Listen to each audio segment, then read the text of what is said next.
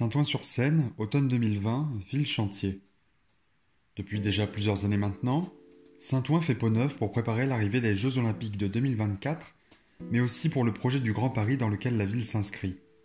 Du nord au sud, des chantiers ponctuent Saint-Ouen, entre deux maisons de ville ou sur d'immenses terrains vagues, près des puces, de la mairie, des docks ou le long du boulevard Victor Hugo. La ville se trouve ainsi dans une temporalité toute particulière, elle est en pleine mutation. C'est une ville qui ne ressemble déjà plus à l'ancien Saint-Ouen industriel, mais qui est encore loin du résultat attendu pour la fin de ces grands projets urbanistiques qui concernent la capitale et sa banlieue. Si l'évolution des villes peut être considérée comme un processus continu et dans la durée, sans réelle fin, Saint-Ouen semble faire table rase de son passé de cité ouvrière pour devenir l'une des communes les plus attractives aux portes de Paris. Pour arriver à une telle fin, les chantiers se succèdent sans laisser de répit à la ville, l'un commençant alors que le précédent est encore loin d'être achevé. Ainsi, entre 2011 et l'horizon 2030, ce sont 28 chantiers de moyenne et grande envergure qui seront réalisés, renouvelant ainsi 88 hectares sur 431, soit environ un cinquième de la superficie totale de Saint-Ouen. En comparaison, cela reviendrait à imaginer que les 7 premiers arrondissements de Paris, ainsi que les 3/4 du 8e, soient entièrement reconstruits. Les quelques Odoniens ayant accepté de répondre à un questionnaire ont d'ailleurs souligné l'omniprésence de ces chantiers dans la ville. Grise, moche, chaotique, triste sont les mots qu'utilisent les habitants de Saint-Ouen pour qualifier l'état actuel de leur ville. Les travaux traînent en longueur et la crise sanitaire ne les aura certainement pas fait accélérer. Autour de ces nombreux chantiers, la ville semble vide. Seuls les ouvriers et les machines semblent réellement animer Saint-Ouen. Les machines qui bougent, les machines qui crient, les machines qui se repaissent des carcasses du passé de la ville pour permettre à d'autres machines d'y édifier ce qui sera Saint-Ouen demain. Ces différents chantiers, souvent d'envergure, sont synonymes de nuisance pour les personnes qui pratiquent la ville. En plus du bruit évident qu'entraînent les travaux, des éléments d'architecture éphémères tels que des grues, des palissades, des séparateurs de voies, des bâches, viennent envahir l'espace pendant des mois et même des années. Carrefours modifiés, traversées obligatoires, déviations, interdits au public, la ville en chantier adopte également une nouvelle signalétique. Les règles ont changé, les trajets du quotidien sont bouleversés, on ne peut plus pratiquer la ville de la même façon. En effet, les chantiers perturbent l'organisation de l'espace public qui les entoure. Certaines rues sont partiellement altérées, quand d'autres sont complètement bloquées à cause de l'emprise des chantiers sur le tissu urbain. Ces altérations sont notamment dues à la présence des palissades qui viennent grignoter les trottoirs, impliquant ainsi par la suite la nécessité de créer des nouveaux espaces de circulation piétons sur la chaussée via l'utilisation de séparateurs de voies en plastique, en métal ou en béton. Le partage de l'espace public entre automobilistes et piétons devient subitement inégal lorsqu'il y a présence d'un chantier. Les chantiers urbains, d'ordinaire inaccessibles au public, représentent un univers bruyant et dangereux, réservé aux professionnels du milieu de la construction. Souvent cachés derrière des palissades, ces espaces en travaux sont ainsi des lieux isolés visuellement, spatialement et socialement. Ainsi, il existe une fracture entre les chantiers et le reste de la ville. Ils semblent vivre dans un espace-temps à part, créant alors des tensions. Même s'ils sont censés signifier un embellissement de la ville, une amélioration du bien-être urbain, leur nombre, leur taille et leur durée importante suscitent le mécontentement des Odoniens qui commencent à ne plus supporter les nuisances dues aux travaux. Une question se pose alors pour régler ces problèmes d'urbanisme: comment conjuguer la vie de chantier et celle des habitants de Saint-Ouen ? Une stratégie doit être pensée dans le but de faire disparaître cette fracture en cherchant à intégrer les chantiers dans la ville. Pour cela, il est important de penser la ville comme un paysage en transition qui évolue sans cesse, comme a pu l'évoquer notamment l'architecte et urbaniste Raoul Mérotra dans plusieurs de ses conférences. I'm working on, I call it the kinetic city. We need to think of cities in terms of transitionary landscapes, which means then the temporal dimension becomes very important, the ephemeral becomes very important. We should be using space on a temporal way, because that's the way you can make this transition without locking yourself into one solution. Tous ces chantiers qui ponctuent la ville sont les marqueurs de cette transition à Saint-Ouen. Il est alors nécessaire de considérer le chantier comme un moment de changement à part entière, faisant partie de la ville vécue par chaque individu, et non pas comme étant dans un espace-temps qui fait abstraction du reste, et dont les seules manifestations qu'on en perçoit sont vécues comme des nuisances. L'un des moyens pour parvenir à intégrer les chantiers dans le tissu et la vie de Saint-Ouen était d'imaginer différentes étapes d'intervention allant de l'extérieur vers l'intérieur de ces chantiers. Pensez une formule qui serait applicable pour n'importe quel chantier en choisissant 3 éléments ou notions clés: l'environnement, la frontière et le point contact. Dans un premier temps, il s'agirait donc de repenser l'espace public pour que tout le monde y trouve son compte et que les abords du chantier ne soient plus un no man's land que l'on veut éviter à tout prix. Pour permettre une progression, il faudrait ensuite intervenir sur la frontière qui sépare le chantier de la ville et chercher à la rendre plus poreuse pour permettre une meilleure communication visuelle et intellectuelle des habitants et des passants vers l'espace en travaux. Et finalement, la création de points contacts aurait pour objectif de permettre aux habitants de bénéficier d'espaces de compensation autour de ces chantiers qui s'emparent temporairement d'une partie de l'espace public et ainsi de leur offrir des lieux de rencontre et de discussion. Pour tester cette stratégie, penchons-nous sur les parcelles qui accueilleront d'ici quelques années l'hôpital Grand Paris Nord. L'intérêt d'un tel choix vient dans un premier temps du fait que le chantier n'a pas encore démarré, et il est ainsi possible d'anticiper un moyen de traiter les abords du chantier pour l'intégrer au mieux dans la ville dès son démarrage, les Audoniens étant déjà inquiets quant à son déroulement alors qu'il n'a même pas encore commencé. Ce projet s'implante sur 2 parcelles car 2 programmes sont compris: un hôpital et une université de médecine. L'université, sur la parcelle nord, reprendra la place du Conforama, du parc d'activités Godefroy et d'un petit îlot de logement. Quant à l'hôpital sur la parcelle sud, il remplacera toute l'usine PSA. Ainsi, les 2 parcelles réunies représentent une superficie totale de chantier de près de 7 hectares, soit l'un des plus grands chantiers qu'a pu connaître Saint-Ouen. Ce que l'on peut également noter, c'est la présence importante de logements, mais aussi d'établissements scolaires et de commerces de proximité. On peut alors imaginer l'enfer pour circuler à pied dans ces rues très résidentielles lorsque commencera ce chantier de grande envergure, s'il est traité de la même façon que ceux que l'on peut déjà trouver un peu partout à Saint-Ouen. Un dernier élément vient rendre le site tout à fait remarquable. Les 2 bâtiments vont en effet être séparés par une voie ferrée, la ligne de la Plaine à Hermont-Aubonne, qui traverse Saint-Ouen et qui ne répond aujourd'hui plus qu'à 2 utilisations. Le débarrassage journalier de chutes de pièces métalliques de l'usine PSA, qui va donc disparaître, et ensuite l'approvisionnement de la compagnie parisienne du chauffage urbain grâce à un train annuel de 2000 tonnes de charbon qui circule chaque hiver. Cette voie ferrée s'inscrit donc dans une temporalité très précise, et malgré le fait qu'elle ne devienne utile qu'1 jour dans l'année après la disparition de PSA, il est prévu qu'elle reste en place. Qu'en est-il désormais de la temporalité dans laquelle s'inscrit ce projet ? Le chantier de l'hôpital Grand Paris Nord a été approuvé en 2013 par François Hollande et devait initialement voir le jour en 2025. C'est quand même aussi, disons-le, une opportunité formidable. Beaucoup de maires voudraient pouvoir accueillir 5500 salariés et 4000 étudiants, et sans que leur ville ne soit coupée en 2 ou altérée dans son développement.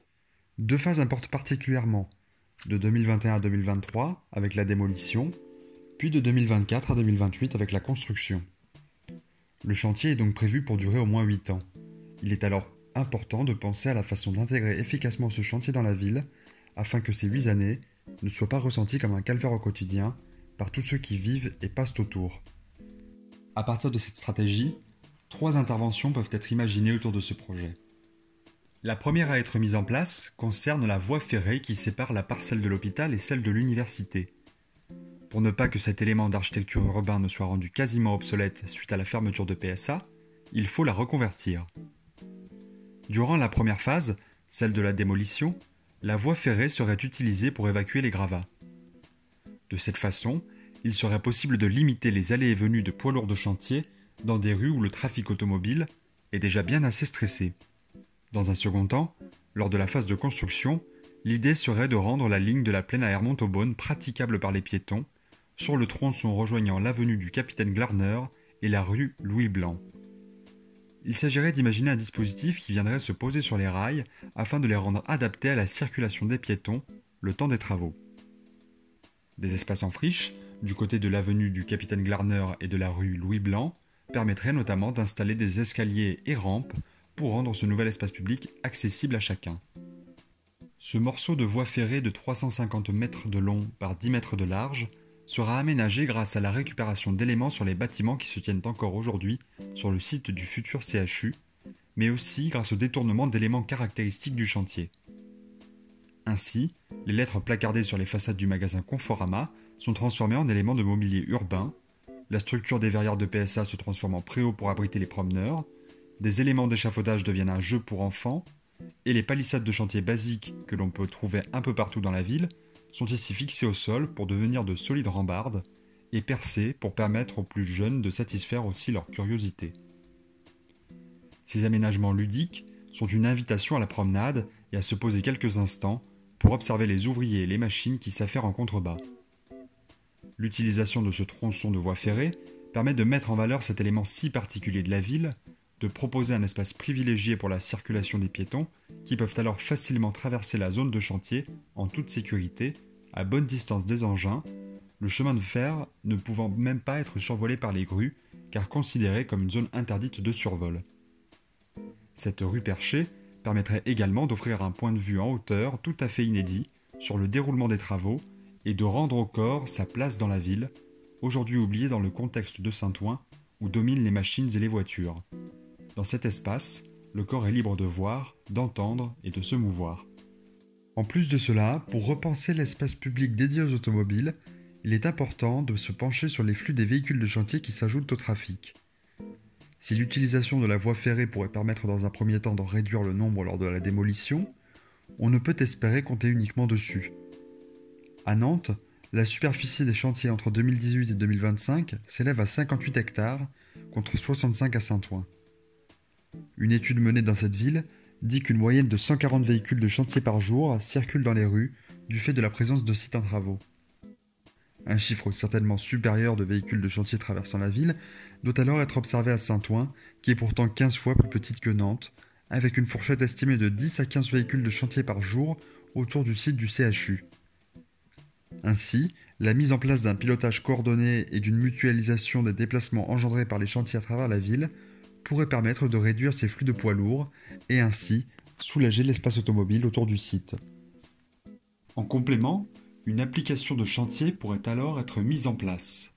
Son but, informer les riverains des dernières évolutions ou perturbations autour du chantier près duquel ils vivent, mais aussi de leur permettre de faire remonter facilement les problèmes qui peuvent se présenter à cause des travaux. Une autre intervention consisterait à travailler sur l'objet de la palissade. Une fois la démolition terminée, la totalité du terrain réservé au futur CHU sera barricadée derrière des palissades. Le chantier incluant jusqu'à des travaux de voirie, il est donc possible que ces éléments aillent encore une fois récupérer l'espace normalement réservé aux piétons, et ce pendant plusieurs années. Ne peut-on pas imaginer une solution qui accompagnerait mieux cette transition et qui n'obligerait pas le piéton à devoir systématiquement prendre le trottoir d'en face ou à marcher fébrilement sur la chaussée? Et si, une fois la mise en place du terrain terminée, nous donnions de l'épaisseur à cette palissade? Ce type de dispositif, déjà expérimenté sur les abords d'un chantier à Nantes par exemple, permettrait d'offrir aux piétons un réel espace de circulation autour du chantier, qualifié et sécurisé, sans que la chaussée n'ait à être envahie de séparateurs de voies, réduisant l'espace des voitures, déjà bien agité. Cette proposition permet de contourner le phénomène de grignotage des trottoirs, au moins pendant quelques années, jusqu'à ce qu'il soit nécessaire de réaliser les derniers travaux concernant la voie publique. Ici, la structure en acier, constituant la partie fixe de l'objet, permet de délimiter spatialement l'espace dédié aux piétons. Des modules de bois constitués de plusieurs planches verticales reliées entre elles viennent séparer l'espace de la rue et celui du chantier. Les passants les plus curieux peuvent alors interagir avec ces planches en les faisant pivoter et ainsi laisser leur regard pénétrer discrètement le chantier. Si ces deux propositions traitent chacune de la notion d'environnement et de frontière, qu'en est-il des points contacts? De chaque côté du chantier, au niveau de la place du Capitaine Glarner et à l'angle des rues Farcot et Louis Blanc, se trouveront respectivement le parvis de l'université et le parvis de l'hôpital. Durant les premières années du chantier, jusqu'au moment où, encore une fois, il sera nécessaire de réaliser les derniers travaux de l'espace public entourant le projet, il s'agirait d'investir ces espaces grâce à des bâtiments éphémères, accessibles aux habitants. L'idée serait de proposer des espaces de compensation pour les Odoniens, comme pour contrevenir aux désagréments causés par les chantiers qui les privent de mètres carrés, en investissant ces endroits comme anticipation de leur future qualité d'espace public, lorsque prendront place les parvis. Du côté du futur parvis de l'université, répartis sur 3 étages, une ludothèque, une médiathèque et une bibliothèque seront mises à disposition des Odoniens de tout âge, à proximité des habitations et des écoles. Du côté du futur parvis de l'hôpital, carrefour important et très passant, serait proposé un espace plus social, davantage pensé comme un lieu de rencontre et de dialogue. On y trouvera ainsi, répartis sur 3 étages également, une cantine, une galerie et une salle commune pour y organiser des réunions ou des conférences et débattre collectivement du chantier qui se déroule. À la façon de l'architecture de Luc Deleu ou encore du collectif Collab 19, ces points contacts détournent les outils du chantier pour proposer de nouveaux lieux de convivialité pour les Odoniens. Ainsi, en utilisant les conteneurs et les échafaudages et quelques éléments de récupération, tels que les fenêtres de PSA, il est possible d'aménager des espaces collectifs relativement généreux qui permettent de profiter d'une vue directe sur le chantier qui devient alors un spectacle pour tous. Bibliothèque en aggloméré de béton et planches de bois, table à manger reconstituée à partir de tasseaux ou encore parcours de jeu pour enfants utilisant les tuyaux de PSA, le mobilier de ces points contacts est également constitué d'éléments de récupération ou de chantier. Pour répondre à cette problématique, nous avons décidé d'opter pour ces différents dispositifs qui s'inscrivent dans le cadre d'un urbanisme dit de transition. En effet, si cette intervention n'est censée durer que pendant les années de travaux, ces points contacts ou encore l'utilisation de la voie ferrée comme espace public pourront potentiellement influencer la fabrique et la pratique future de la ville en laissant leurs traces sur les nouveaux espaces créés ou tout simplement en devenant pérennes. Au-delà de ça, la stratégie déployée autour du site pourrait alors devenir une solution générique à ces problèmes récurrents dus à la présence des chantiers, en traitant le contexte de la zone en travaux à travers les différents concepts établis. Il s'agirait alors de favoriser une utilisation habituelle des modules de palissade épaisse, comme frontières poreuses, d'encourager la mise en place de points contacts autour des chantiers d'une certaine taille et durée, et de planifier et mutualiser les flux autour des chantiers d'une même commune. Ces réponses pouvant ainsi être utilisées autour d'autres chantiers, à Saint-Ouen comme ailleurs.